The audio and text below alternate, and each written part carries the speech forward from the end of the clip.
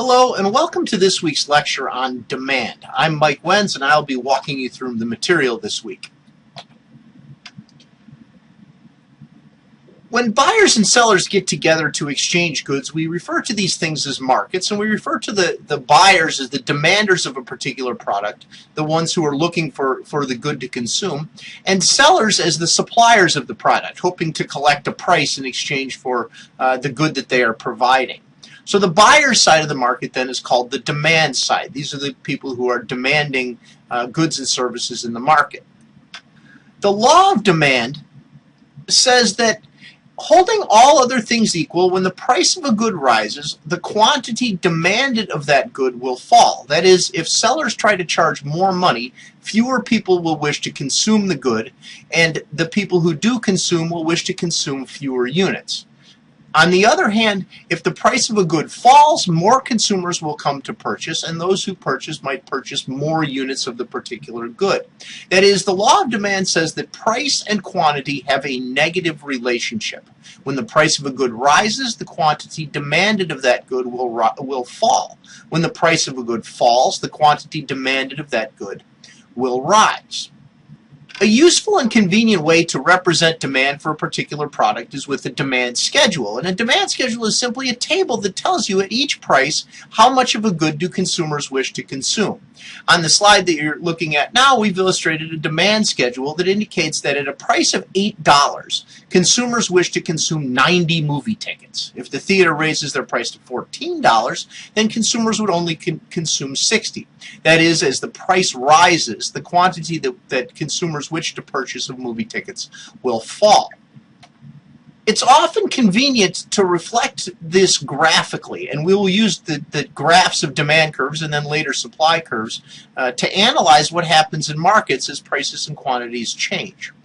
A demand curve is simply a graphical representation of a demand schedule. So what we've done is taken all of the numbers in the graph in the table above and placed them into this graph. So you can see, for instance, that at a price of 14, the price is listed on the vertical axis. At a price of $14, the quantity consumed is 60.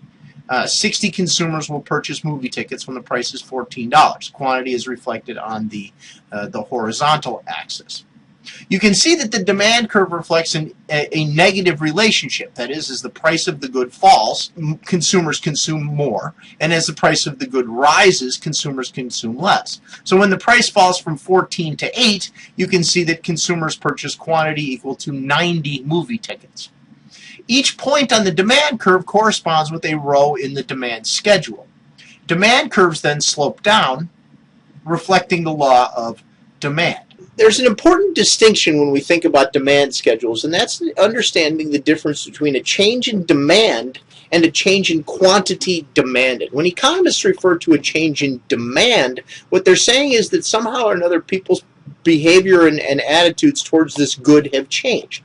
The change in demand means that we need to draw a new demand schedule and new demand curve. We need to reflect the fact that something has changed that leads consumers to have different buying prices than they used to before. A change in quantity demanded is something that occurs when only the price of the good itself changes. When the price of the good itself changes, we see, as in the example that we talked about a minute ago, we see that when the price falls from 14 to 8, the quantity demanded grows from 60 to 90. A change in quantity demanded then results just from the change in price. A change in demand would be something that required us to rewrite the whole demand schedules. Like, consider a case where we had a recession that affected the demand for various goods and services, or we had bad weather affecting the demand for umbrellas or ice cream cones or something like that. A change in quantity demanded is represented by a movement along the demand curve, and this only occurs when we're talking about a change in price holding everything else constant. Alternatively, a change in demand is represented by a shift of the demand curve. If some factor changes that affects the demand for movie tickets, then we will see a shift in the demand curve and a change in the demand schedule. In the case of our demand for movie tickets, if bad weather makes people feel like staying home instead of going to the movies, then the demand curve will shift to the left, and at each price, fewer consumers will purchase than when weather was good. In the example we've drawn up here, in good weather, we might see 90 people consuming at a price of $8, but in bad weather we might see just 50 people choosing to go to the movies at a price of $8. This is a change in demand rather than a change in quantity demanded. This is a movement of the curve, and a change in demand is reflected by a movement of the curve. Being able to distinguish between changes in demand and changes in quantity demanded is important to keep straight as you work through the problems that we'll solve going forward.